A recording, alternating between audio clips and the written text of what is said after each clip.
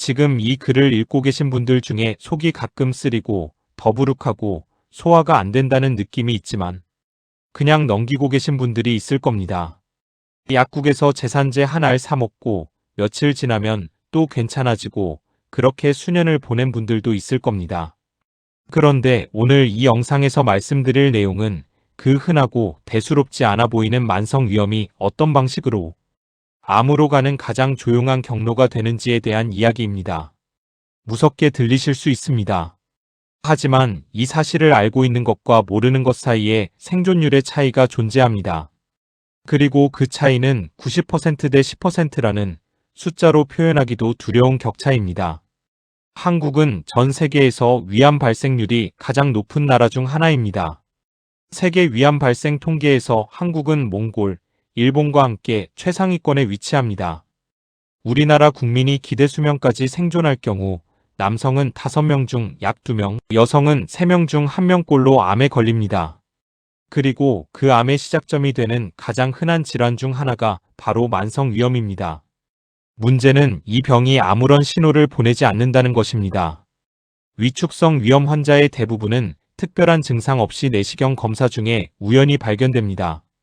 속이 쓰리지 않아도 밥을 잘 먹어도 몸에 아무런 이상을 느끼지 못해도 위 점막은 이미 서서히 사라지고 있을 수 있습니다. 오늘 이 이야기를 제대로 이해하려면 우선 만성 위염이 어떻게 암이 되는지 그 경로를 알아야 합니다. 의학계에서는 이 과정을 코레아 계단이라고 부릅니다. 1975년에 처음 제시된 이 개념은 이후 수십 년의 임상 데이터로 증명된 위암 진행의 5단계 경로입니다. 첫 번째 단계는 정상 위 점막입니다. 건강한 위 점막은 뮤신이라는 보호물질이 위산을 막아주는 완전한 상태입니다. 두 번째 단계는 만성 위염입니다. 헬리코박터 파일로리 감염, 불규칙한 식습관, 지나친 음주, 흡연, 만성 스트레스가 2단계를 만듭니다. 위 점막에 지속적인 염증이 생기고 이것이 수개월 혹은 수년간 반복됩니다. 세 번째 단계가 바로 위축성 위염입니다. 만성 염증이 반복되면 위 점막의 정상 세포들이 서서히 소실되기 시작합니다. 위를 보호하던 세포들이 사라지면서 위 점막 자체가 얇아지고 위산 분비 기능도 감소합니다. 위축성 위염은 장형 위암의 발생 위험을 약 6배 증가시키며 위축의 범위가 넓을수록 위험도는 비례해 올라갑니다. 네 번째 단계는 장상피화생입니다. 이름이 어렵지만 개념은 간단합니다. 위 점막 세포가 손상을 너무 많이 받아서 더 이상 위 세포로 회복되지 못하고 대신 소장이나 대장과 비슷한 세포로 바뀌어 버리는 현상입니다. 위 안에 장세포가 생기는 것, 몸이 만들어낸 잘못된 수리입니다. 장상피화생이 동반된 경우 위암 위험이 최대 20배까지 높아진다고 알려져 있습니다. 장상피화생에서 위암으로 진행하는 비율은 환자당 연간 약 0.45%로 보고됩니다. 작게 들릴 수 있지만 10년이면 누적 4.5%, 20년이면 9%에 달하는 수치입니다. 더욱 중요한 것은 불완전형 장상피화생의 경우 완전형에 비해 훨씬 빠른 속도로 암으로 이행한다는 사실입니다. 마지막 5번째 단계가 이형성을 거쳐 위선암으로 이어지는 최종 단계입니다. 여기서 핵심적인 사실 하나를 짚어야 합니다. 만성 위염과 위축성 위염까지는 경로를 되돌릴 가능성이 있습니다. 하지만 장상피화생은 현재 의학적으로 완전히 역전시키는 방법이 없습니다. 관리는 가능하지만 되돌릴 수는 없습니다.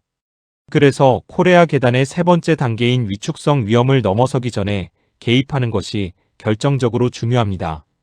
이 모든 과정에서 가장 핵심적인 원인이 되는 것이 헬리코박터 파일로리입니다. 헬리코박터균에 감염된 한국인은 비감염자에 비해 위암 발생 위험이 6.4배 높습니다. 국내 연구에서 약 30만 명 이상을 분석한 결과에서 나온 수치입니다. 우리나라 성인의 헬리코박터 감염률은 약 40에서 50%로 추정됩니다. 다시 말하면 이 영상을 보시는 분 2명 중 1명은 위 속에 이 균을 가지고 있을 가능성이 있습니다. 헬리코박터균은 위 속에 기생하는 세균으로 감염 후 대부분의 경우 별다른 증상이 없습니다. 그래서 더 위험합니다. 하지만 희망적인 연구 결과가 있습니다. 헬리코박터균을 제균 치료로 제거하면 위암 발생 위험이 약 40에서 52% 감소한다는 대규모 연구들이 있습니다. 특히 위암 가족력이 있는 경우 제균 치료를 받은 그룹은 위약군에 비해 위암 위험이 55% 낮았으며 제균에 성공한 경우에는 균이 지속된 경우와 비교해 위암 위험이 73%까지 낮아졌다는 연구도 있습니다. 또한 제균 치료는 60세 이전 위축성 위염이 중증 단계가 되기 전에 받는 것이 위암 예방에 가장 효과적이라는 연구 결과도 발표됐습니다. 제균을 늦출 이유가 없습니다.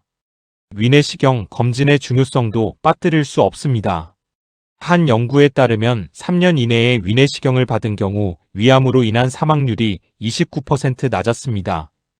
위암을 조기에, 즉 위점막이나 점막하층에 국한된 상태에서 발견하면 5년 생존율이 90% 이상입니다. 반면 주변 장기로 전이된 말기에 발견되면 5년 생존율은 10% 미만으로 급락합니다. 조기 발견과 말기 발견 사이의 생존율 차이가 90%포인트에 달합니다. 이 숫자를 기억하십시오.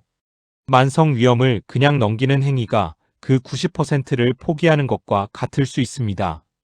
그렇다면 지금 내 위장이 어느 단계에 있는지 어떻게 알 수 있을까요? 만성 위염의 가장 위험한 특성 중 하나가 무증상이라는 것입니다.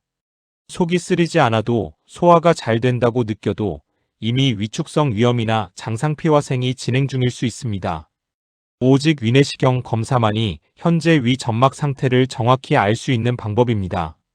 우리나라에서는 만 40세 이상에게 2년 주기의 국가 위암 검진을 제공하지만 가족력이 있거나 헬리코박터 감염이 확인된 경우에는 40세 이전이라도 검진을 받는 것이 권장됩니다.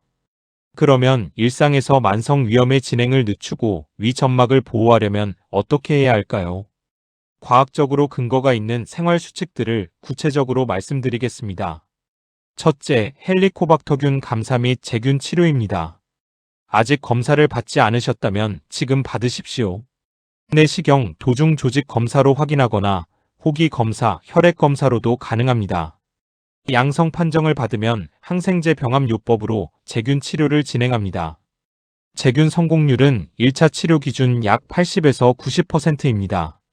둘째, 짠 음식을 줄이십시오. 나트륨이 높은 식단은 위 점막을 직접 손상시키고 헬리코박터균의 독성을 높이는 것으로 알려져 있습니다.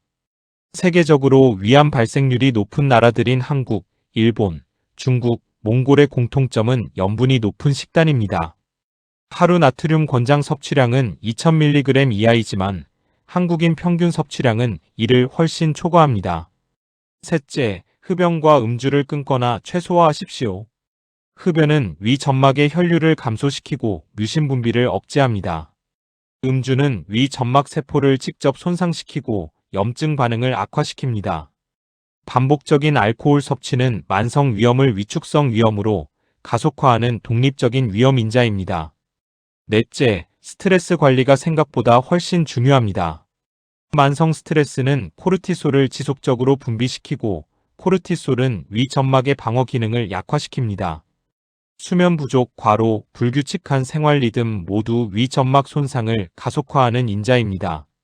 다섯째, 식사 속도를 늦추고 소식하십시오.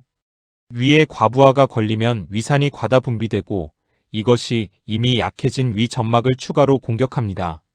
한 입을 30회 이상 씹어서 먹는 습관이 위장 부담을 크게 줄입니다. 하루 3끼를 일정한 시간에 규칙적으로 먹는 것도 중요합니다. 여섯째, 진통소염제 남용을 주의하십시오.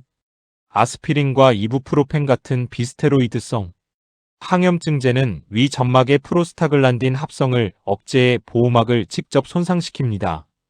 두통, 근육통에 습관적으로 진통제를 복용하는 분들은 위내시경 검진을 통해 현재 위 상태를 반드시 확인하십시오. 이제 7일 실천 계획을 드리겠습니다. 이것은 치료 계획이 아니라 지금 당장 위를 보호하기 위해 내일부터 바꿀 수 있는 생활 습관의 목록입니다. 1일차에는 오늘 마지막으로 먹은 라면, 짠 국, 가공식품의 나트륨 함량을 확인해 보십시오. 얼마나 초과했는지 파악하는 것이 첫걸음입니다. 2일차에는 식사 속도를 절반으로 늦춥니다. 30번 씹는 것이 어려우면 15번부터 시작합니다. 3일차에는 아침 공복 음주나 진통제 복용 습관이 있다면 그것을 오늘 멈춥니다. 4일차에는 취침 전 2에서 3시간 이내 야식 습관을 중단합니다. 역류를 막고 위산이 과다 분비되는 상황을 예방합니다. 5일차에는 양배추즙, 오트밀, 잘 익은 바나나 중 하나를 아침 식사에 도입합니다. 6일차에는 근처 병원이나 건강검진센터에 위내시경 검사 예약을 합니다. 만 40세 이상이면 국가검진 항목으로 무료입니다. 7일차에는 한 주를 돌아보고 이 중 가장 실천하기 어려웠던 한 가지에 집중합니다. 완벽한 일주일보다 꾸준한 한 가지가 훨씬 강력합니다. 중요한 안전주의 사항과 개인차를 말씀드립니다. 이 영상의 내용은 의학 정보의 전달을 목적으로 하며 의학적 진단이나 치료를 대체하지 않습니다. 속이 쓰리거나 소화불량, 식욕 감소, 체중 감소, 검은 변, 구토 등의 증상이 나타나면 즉시 의사를 찾으십시오. 헬리코박터 제균 치료는 항생제를 사용하기 때문에 의사의 처방하에 진행되어야 하며 항생제 내성 여부에 따라 치료 방법이 달라집니다. 위축성 위염이나 장상피화생을 진단받은 분들은 내시경 추적 관찰 주기를 담당 의사와 반드시 상의하십시오. 모든 사람의 위장 상태, 감염 여부, 생활 환경이 다르기 때문에 개인화된 접근이 필수입니다. 마지막으로 한 가지 말씀드리고 싶은 것이 있습니다. 위암은 대부분 침묵하면서 옵니다. 조기 위암의 경우 70% 이상이 무증상입니다. 증상이 없다는 것이 안전하다는 의미가 아닙니다. 하지만 반대로 생각하면 위암은 그 어떤 암보다 검진만으로도 충분히 조기 발견이 가능한 암입니다.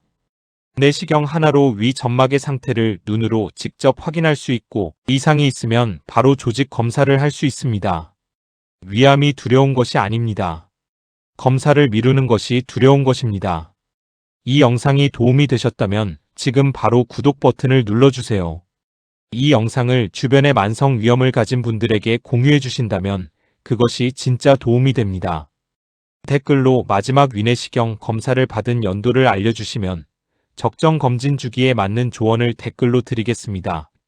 다음 영상에서도 여러분의 건강을 지키는 진짜 정보로 찾아오겠습니다.